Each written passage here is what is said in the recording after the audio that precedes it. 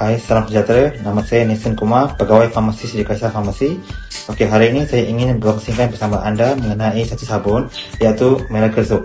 Sabun ini diperbuat daripada sumber-sumber asli, bermaksud tidak mengandungi bahan-bahan kimia dan ia adalah 100% organik. Ianya mengandungi beberapa bahan, antara bahan utamanya adalah tanah liat, vitamin E, aloe vera, essential oil, lime extract dan juga ekstrak daripada sirih, which is Viper beetle extract. Okey, sabun ini boleh membantu untuk mengurangkan dan merawat masalah jerawat serta jeragat. So, sabun ini boleh digunakan oleh semua peringkat umur dan juga boleh digunakan oleh lelaki serta perempuan juga. Okey, anda mungkin tertanya, bagaimana sabun ini boleh membantu? Okey, sabun ini diperbuat khas daripada tanah liat. Tanah liat mempunyai sifat untuk menyerap dan membuang kotoran di bahagian-bahagian muka. Di samping itu, dibantu untuk proses pengelupasan sel-sel mati di muka juga. Selain itu, dibantu untuk pengandalan kulit dan juga bantu untuk mengecilkan pori-pori di muka kita. Seterusnya adalah aloe vera dan vitamin E. Dua kandungan ini membantu untuk mengekalkan kelembapan di muka. Waktu yang sama juga mengurangkan risiko terjadinya parut hasil daripada jerawat ataupun jeragat kita. Yang kandungan seterusnya adalah ekstrak daun sirih.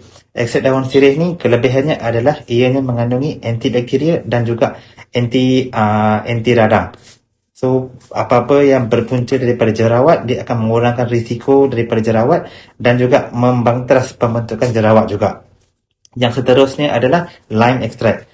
Lime extract ni adalah berfungsi untuk maintain hidrasi pada kulit dan juga dia support pembentukan kolagen di muka.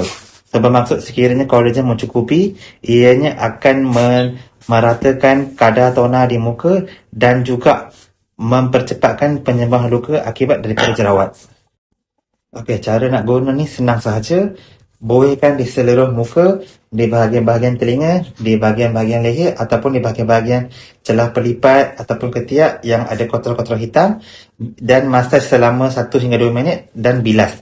Selepas bilas, anda boleh menggunakan krim jeragat ataupun krim jerawat anda yang anda sedia ada di rumah, ataupun anda boleh dapatkan juga krim tu di Kaisar Farmasi.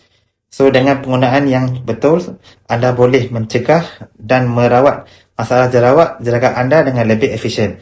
Untuk mendapatkan informasi yang lebih lanjut, anda boleh mengunjungi Kaisar Farmasi anda yang terdekat. Dan ahli farmasi kami sedia membantu anda. Terima kasih.